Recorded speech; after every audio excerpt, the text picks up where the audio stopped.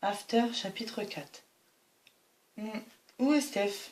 J'essaie de prendre un ton autoritaire, mais ma voix ressemble plutôt à un couinement. Les mains crispées sur l'éponge moelleuse de ma serviette, je baisse sans arrêt les yeux pour m'assurer qu'elle couvre bien ma nudité. Le garçon me regarde en ricanant sans rien dire. Je répète ma question en essayant d'être plus poli cette fois. Tu m'as entendu? Je t'ai demandé où était Steph. Aucune idée. Puis il se tourne vers le petit écran plat sur la commode de Steph. Qu'est-ce qu'il fait ici d'abord? Il n'a pas une chambre à lui? Je me mords les lèvres en essayant de garder mes commentaires pour moi. Il n'a même pas remarqué que je ne porte qu'une serviette de bain, à moins qu'il s'en fiche. D'accord, tu pourrais sortir, tu vois, pour que je puisse m'habiller? Arrête de te la raconter, c'est pas comme si j'avais envie de te regarder, dit-il net en méprisant, en se retournant, les mains sur le visage. Il a un accent anglais prononcé que je n'avais pas remarqué auparavant. Il faut dire que ce sont les premiers mots que m'adresse ce grossier personnage. Ne trouvant pas de réponse à sa remarque désobligeante, je me dirige vers ma commode en soupirant. Si ça se trouve, il est gai, et c'est ce qu'il a voulu dire par « c'est pas comme si j'avais envie de te regarder ». C'est ça, ou alors il ne me trouve pas attirante. J'enfile précipitamment mon soutien-gorge et ma culotte, puis un t-shirt tout blanc et un short kaki.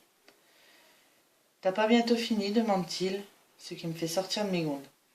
Tu ne peux pas être encore plus désagréable. Qu'est-ce que je t'ai fait? C'est quoi ton problème?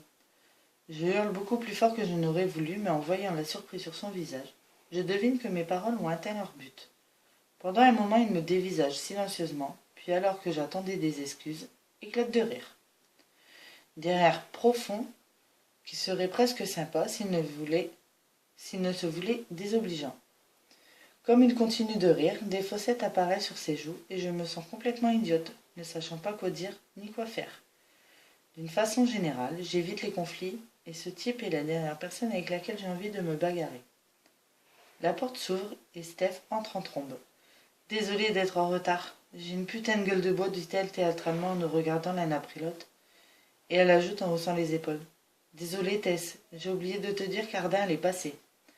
J'aimerais être sûre que notre cohabitation va bien se passer. Peut-être même qu'une forme d'amitié pourrait se construire. Mais le genre de ses amis et de ses soirées me laisse dubitative. Ton petit ami est très mal élevé. Oups, ces mots sont sortis de ma bouche avant que j'aie eu le temps de les retenir. Steph jette un regard au garçon, et ils s'écroulent de rire tous les deux. Qu'est-ce qu'ils ont tous à se moquer de moi? Ça commence à m'agacer. Ardin Scott, mon petit ami, certainement pas. Elle s'étouffe presque, puis finit par se calmer et se tourne vers ce Ardin en fronçant les sourcils. Qu'est-ce que tu lui as dit? Puis à moi. Ardin a une façon à lui de faire la conversation. Super. Donc en gros, elle est en train de me dire que ce Ardin est un grossier personnage. L'anglais hausse les épaules et zappe avec la télécommande. Il y a une teuf ce soir. Tu devrais venir avec nous, Tessa. C'est à mon tour de rire à la proposition de Steph. Les fêtes, c'est pas mon truc. En plus, je vais aller acheter certaines choses pour mettre sur mon bureau et au mur. Je regarde Ardin, qui bien entendu fait comme si nous n'étions pas dans la chambre avec lui.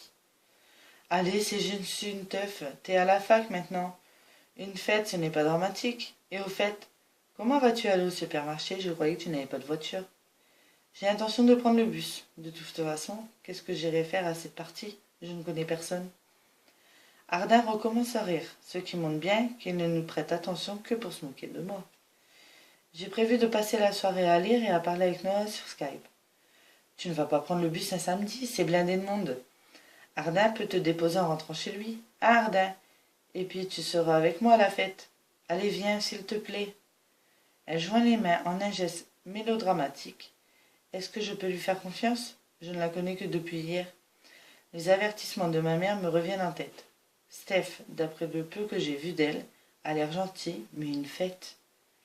Je ne sais pas. Et non, je ne veux pas qu'Ardin me conduise au supermarché. Ardin roule sur le lit de Steph et me lance un regard amusé. Oh non, moi qui me faisais une joie de sortir avec toi, réplique-t-il d'un ton si sarcastique que j'ai envie de lui lancer un livre à la tête, et il ajoute.